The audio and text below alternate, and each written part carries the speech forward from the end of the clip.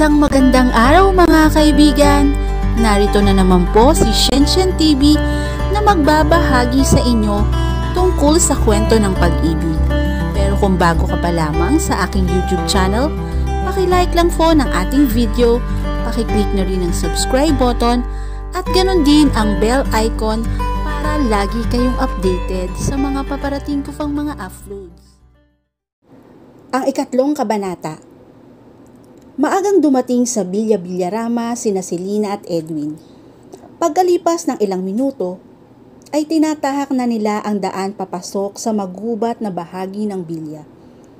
May mga hila-hilang karton ang mga kalalakihan kung saan nakalagay ang mga punla ng mga punong itatanim. Sa kariton na hila ni Edwin nakalagay ang mga gagamitin niya sa pagluluto. Kahit nakita na niya ang lugar na yun noon, ay hindi pa rin niya maiwasang mamangha sa nadaraanan nilang tanawin. Hindi pa rin nagbabago ang paligid. Para pa rin yung paraiso sa kanyang paningin. Selena, may maliit na kamalig na malapit sa ilog. Doon ka magluluto, sabi ni Mang Ipe. Ang matapat na katiwala ng mga Villarama. Ito rin ang namamahala sa pagtatanim. Saglit na natigilan siya. Malapit sa ilog siya magtatrabaho. Selena, narinig mo ba ang sinabi ko? Untag ni Mang Ipe. Kung hindi siya kinalabit ni Edwin, ay hindi pa siya matatauhan. Opo Mang Ipe. Bumaling siya kay Edwin. Ihatid mo muna ako doon para maibaba mo na rin ang mga kakailanganin ko sa pagluluto. Tahimik na binaybay nila ang daan papunta sa ilog. May kalakihan ang kamalig na nakatayo malapit doon. May extension ang bubong niyon na maaring silungan kapag umuulan at may upo ang kawayan sa gilid niyon. Tinulungan niya si Edwin sa pagbaba ng kakailanganin niya na mga gamit. Nadat na nilang bukas ang pinto kaya dumiretso sila agad sa kusina. Nang luminga siya, ay napansin niya na nakakandado ang isang pinto roon. Ako nang bahala rito, Edwin. Sumunod ka na sa mga kasama mo at baka maligaw ka pa kapag tuluyan na silang nakalayo. Sigurado kang kaya mo na rito? Nag-aalalang tanong nito. Opo, kayang-kaya ko na to. Sige na. Pag alis nito, ay sinimulan na niyang linisin ang pagsasaingan. Naging abala siya ng mga sumunod na oras. Pagsapit ng tanghalian, ay dumating na ang mga trabahador. Natuwa siya dahil nasarapan ang mga ito sa luto niya. Gayon din ang pagsapit ng merienda. Nag-e-enjoy ako sa pagtatanim ng mga puno, ani ni Edwin. Pauwi na sila sa bahay nila pagkatapos ng unang araw sa pagtatrabaho. Alam mo, mabuti na lang at nagbakasyon sina Itay at Inay sa Albay. Kung hindi, siguradong katakot-takot na sermon na naman ang aabutin ko kay Itay. Sasabihin na naman nun, nagtapos pa daw ako ng kolehiyo. Tapos, papasok lang pala ako bilang kusinera. Hindi ba alam ni Mang Erning ang ibig sabihin ng dignity of work? Hello, sa estate lang yata nare-recognize yun eh. Dito sa atin, mas maganda kung nagtatrabaho ka sa opisina. Nape-pressure na nga ako kay Itay eh. Kaya kapag hindi ako nakuha sa mall, luluwas na lang ako ng Maynila para doon maghanap ng trabaho. Pareho pala tayo ng iniisip. Kailangan ipunin natin ang sisweldohin natin ngayon para may pamasahe tayo kung sakasakali. Wala na silang imikan hanggang sa makarating sila sa kanya-kanyang bahay. Akala ko ba 3 linggo ka sa Singapore? Sa Hong Kong pala. I got bored. Sagot ni Manuel sa tanong ng kanyang ina. As usual, paismid na sabi niya. Hindi na lang niya pinansin ang pasaring nito. Dumiretso siya sa kwarto niya para makapagpahinga. Ngunit ilang minuto na siyang nakahiga ay hindi pa rin siya mapakali. Pagod na pagod siya dahil sa biyahe, pero ayaw siyang dalawin ng antok. Maya-maya ay bumangon siya at nagpalit ng damit. Short at bulaklaking polo ang isinuot niya. Pagkatapos ay Nagmamadaling bumaba siya ng hagdan. Pupunta ka ba sa ilog? Pahabol na tanong ng kanyang ina. Yes, ma'am. May tao ron ngayon. Doon ko pinagluto si Selena ng pagkain ng mga trabahador. Trabahador? Nakakunot ang noong tanong niya. Nakalimutan mo na ba ang tungkol sa rehabilitasyon? Nagsisimula na yon at pang-4 na araw na nila ngayon. It's all right. Pupunta pa rin ako doon. Gusto ko ring bisitahin ang trabaho nila. Humalik siya rito bago siya lumabas ng bahay. Malayo pa lang ay natatanaw na ni Manuel ang ipinapagawa niyang kamalig. Napansin agad niya ang usok na lumalabas mula sa pasingawan sa bubong niyon. Marahil ay nagluluto na ang kusinirang sinasabi ng kanyang ina. Walang ingay na pumasok siya sa kamalig. Ngunit napatulala siya nang mabungaran niyang isang magandang babae na abala sa pagpipiga ng niyog. Napakasimple ng ayos nito, pero nakakaakit tignan.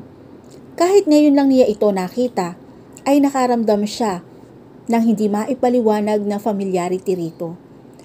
Tila nararamdaman nito na may tao sa paligid. Na-amuse siya nang mapaatras ito sa pagkakakita sa kanya. Mukhang gulat na gulat ito. You must be Selena? Nakangiting bati niya rito. Ako nga po, sir. Nagluluto po ako ng tanghalian ng mga trabahador. Halatang natataranta ito sa presensya niya. Relax. I'm not going to eat you. Pagbibiro niya. Saglit na natigilan ito. Pasensya na po, sir. Nagulat lang po ako sa pagdating ninyo. Ngumiti siya. It's all right. Ipagpatuloy mo na lamang ang pagluluto. Binuksan niya ang kandado ng nakasarang silid. Pumasok siya roon at saka humiga sa kutsyon. Napabuntong hininga siya. Umasa siya noon na babalik ang babaeng nakaulayaw niya sa ilog at magpapakilala ito sa kanya. Kaya nagpatayo siya ng kamalig malapit doon. Lasing siya ng araw na yon. Ang tanging natatandaan niya pagising niya ay ang pagnanasang hindi mahawaglit sa isip niya. Paulit-ulit na naglalaro sa pandinig niya ang masuyong pagtawag nito sa pangalan niya. Alam niyang may babae siyang nakaulayaw, pero malabo ang mukha nito sa alaala niya. Kahit anong gawin niya, ay hindi niya maipinta sa alaala niya ang mukha nito. Biglang lumitaw sa balintataw niya ang magandang kusinera.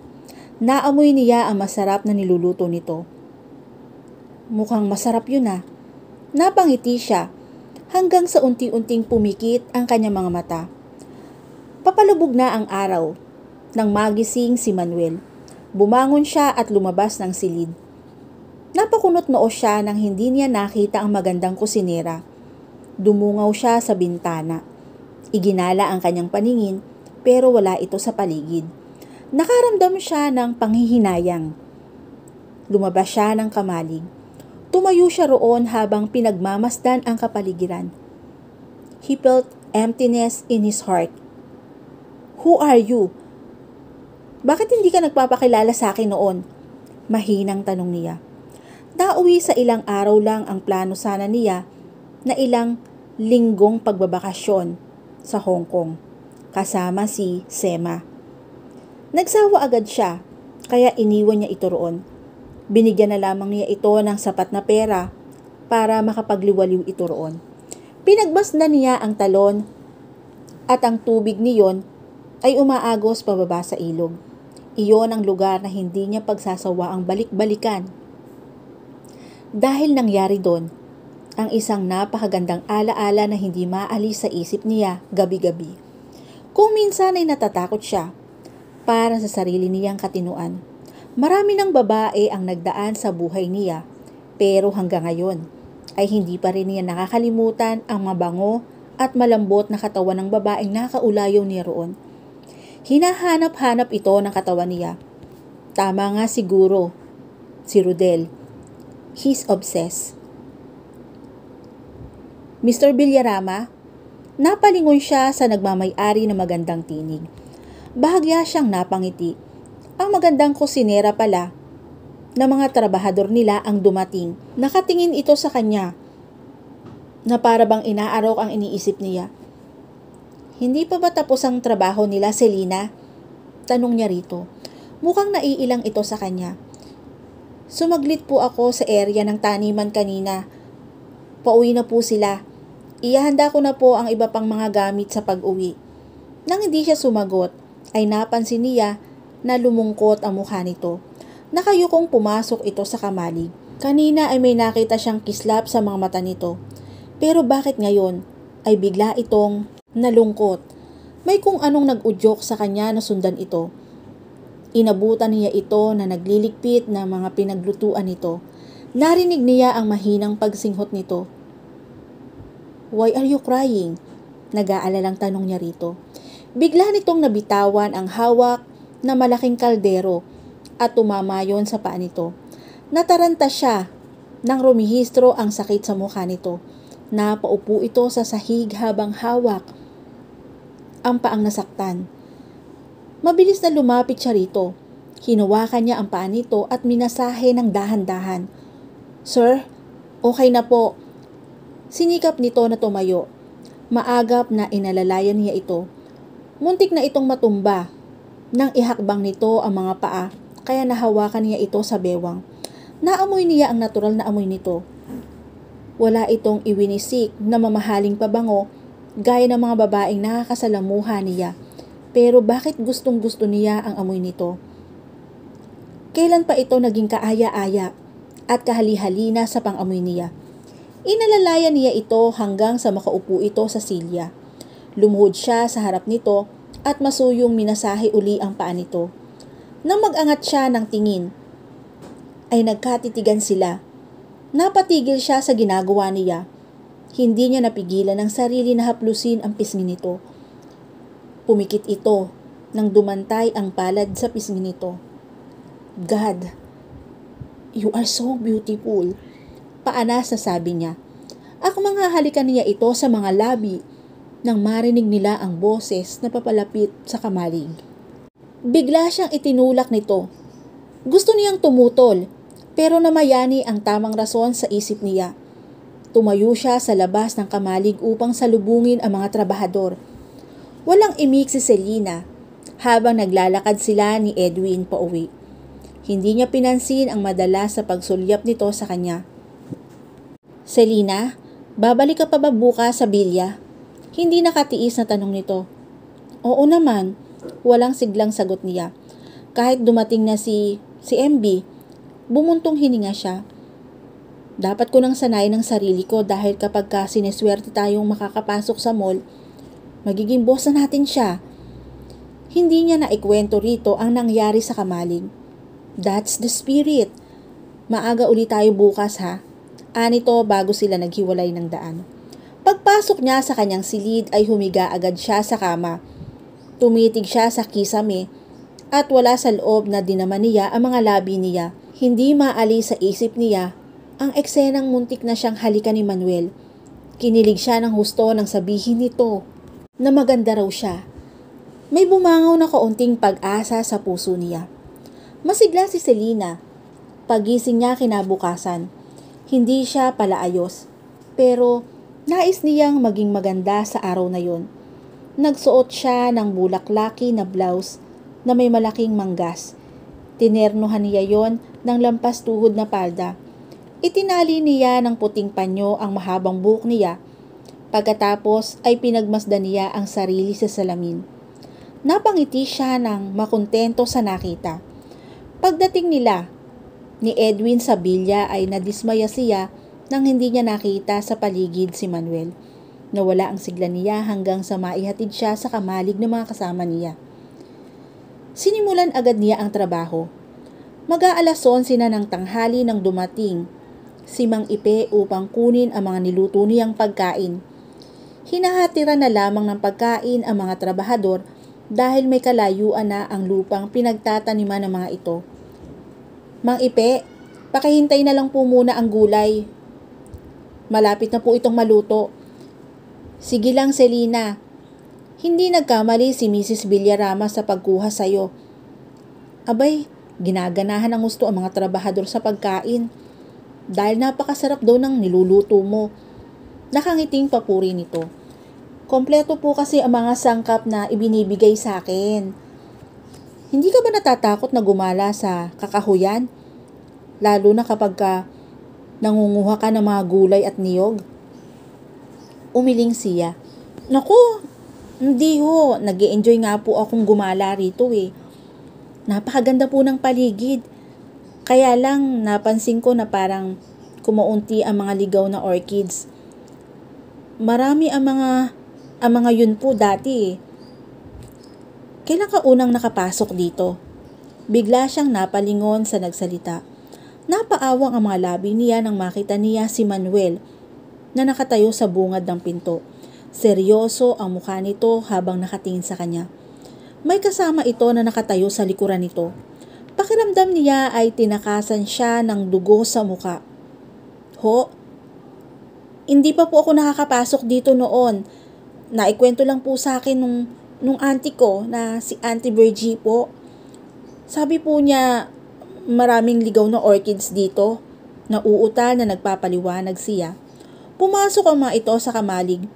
Hindi niya alam kung naniniwala sa kanya si Manuel dahil wala siyang mabasang reaksyon sa mukha nito. Pare, tinatakot mo naman na magandang bini-bini. Pagbibiro ng kasama nito. Sinulyapan lang nito ang kasama at lumapit ito. Kinaroroonan nila ni Mang Ipe. Nag-iwas siya ng tingin dito. Tumalikod siya at binalikan ang pagluluto. Kumusta ang trabaho, Mang Ipe? Tanong ni Manuel. Napakalapit nito sa kanya. Natataranta siya sa presensya nito. Mabilis na mabilis ang tibok ng puso niya. Mabilis po silang magtrabaho. Mga ilang araw na lang siguro ay matatapos na ang pagtatanim. Sagot ni Mang Ipe. Kanina ay nakausap ko ang may-ari ng karugtong na lupa ng Bilya. Ipinagbibili daw nila yon. Interesado ako kaya gusto kong bisitahin yon mamaya. Sa pagkakaalam ko ay halos patay na ang mga puno sa lupang yon. Matagal na kasi yung napabayaan. Pero mataba po ang lupa, komento ni Mang Ipe. Nang maluto ang gulay, ay nagsandok siya niyon sa malaking bowl. Sa amoy pa lang ay busog na ako sa niluluto ng magandang kusinera, papuri ng kasama ni Manuel. Ako nga pala si Rodel. Anong pangalan mo? Salamat po sa papuri. Ako naman po si Selina. Selina? Para kang isang diwata sa ilog. Makahulugang sabi nito. Sabay baling kay Manuel na nananatiling walang reaksyon ang mukha. Tipid nang umiti siya kay Rodel. Naiilang siya dahil sa sulok ng mga mata niya ay nakikita niyang nakatingin si Manuel sa kanila. Minadali niya ang pag-aayos ng mga pagkain na dadalhin ni Mang Ipe. Ready na po ang pagkain. Sasamahan ko na po kayo, Mang Ipe. Aniya. Gusto niyang makaiwas kay Manuel. Kaya na yan ni Mang Ipe, Selina. Dumito ka na lamang. Ipaghain mo na lamang kami ni Rodel. Sansala ni Manuel. Tututol sana siya pero tumalikod agad si Manuel at lumabas ng kamalig. Sumunod dito si Rodel. Nagkibit-balikat na lamang si Mang Ipe at saka lumabas na rin, bit-bit ang mga supot ng pagkain. Pagkatapos niyang maghain sa mesa ay tinawag niya sina Manuel at Rodel. Bakit 2 plato lang ang nakahanda? Sabayan mo na kami, Selina, ani ni Rodel. Naku, wag na po. Mamaya na lang po ako kakain. Hindi naman siya nito pinilit. Ang totoo ay kanina pa siya nagugutom. Hinihintay na niya na anyayahan siya ni Manuel pero parang wala itong pakialam sa kanya. Hindi man lang siya tinapunan ng tingin nito. Minabuti niyang lumabas muna habang kumakain ang mga ito. Umupo siya sa bangko na nasa gilid ng dingding ng kamalig. Sumandal siya roon at malungkot na tinanaw ang talon. Hindi niya namalayan na nakaidlip na pala siya. Naramdaman niya na may humahaplo sa pisngi niya. Dahan-dahan siyang dumilat. Nagulat siya na makita niyang nakatayo sa harap niya si Manuel. Kumain ka na. Inihanda ko na ang mesa. Walang kangiting-ngiting sabi nito. Salamat ho. Kahit hindi niya ito lingunin, ay nararamdaman niya na titig ito sa kanya habang papasok siya sa kamalig. Nakahain na nga ang pagkain sa mesa. Nahugasan na rin ang mga pinagkainan ng dalawa. Magana siyang kumain dahil sa gutom. Pagkatapos niyang hugasan ang pinagkainan niya at linisin ang kusina, ay napansin niya na wala sa paligid ang magkaibigan. Ipinasya niyang maglibot-libot sa paligid upang maghanap ng kamoteng kahoy at ube na maaring isahog sa ginataan para sa merienda. Hindi sinasadyang napagawi siya sa lugar kung saan nahuli siya ni Manuel noon. Umupo siya sa damuhan. Kung nagpakilala siya rito noon, ano kaya ang magiging reaksyon nito? Nagkaroon kaya sila ng relasyon o pagtatawanan lang siya nito? Maganda ang kusinera niyo Kung titigan mo siya, para na siyang matutunaw. Panunodyo ni Rodel kay Manuel. Tigilan mo nga ako pare. Umiiling na sabi niya. Don't tell me, hindi ka interesado sa kanya? Hindi niya alam kung paano ito sasagutin. Ang totoo ay hindi niya maipaliwanag ang nararamdaman niya kay Selena. Napakalakas ang dating nito sa kanya. Unang kita pa lamang niya rito ay kumabog agad ang dibdib niya. Sanay siyang makipaglaro sa mga babae, pero naiiba to sa lahat ng nakilala niya. Hindi niya alam kung paano ito pakikitunguhan. Sabihan mo lang kung hindi ka interesado at ako manliligaw sa kanya. Don't you ever dare pare. Ibahin mo si Selena sa mga naging babae mo. Pagbabanta niya rito, hindi niya alam kung bakit bigla na lamang uminit ang ulo niya sa sinabi nito. Hey! Relax! Nagbibiro lang ako. Alam nating pareho na ang kay Pedro ay kay Pedro at ang kay Juan ay kay Juan. Natatawang sabi nito. Hindi na niya ito pinansin. Nang dumako ang paningin niya sa talon, ay napansin niya ang maliit na bulto na nakaupo paharap sa talon. Biglang kumabog ang dibdib niya. Pakiramdam niya ay kinakapos siya ng hininga.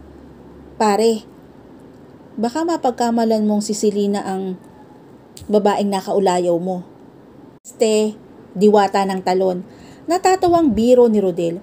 Saka lang niya natauhan nang marinig ang sinabi ng kaibigan. Si Selena ba ang nakita niyang nakaupo roon? I'm just considering the possibility. What if, kung siya nga yun? Crazy. Umiiling na tinapik niya ito nang mahina sa braso nito. Anong ginagawa mo rito? Biglang napatayo si Selena nang marinig niya ang tila galit na sita ni Manuel mula sa likuran niya. Nagpapahinga lang po ako, sir, natatarantang sagot niya. Nakasandal si Rodel sa isang puno malapit sa kanila habang tila aliw na pinagmamasdan sila. Bakit hindi ka na lang sa kamalig magpahinga? Hindi ka ba natatakot gumala sa kakahuyan? Safe naman po rito sa paligid, sir At saka, maganda po ang tanawin sa lugar na to. Sige ho, babalik na ako sa kamalig.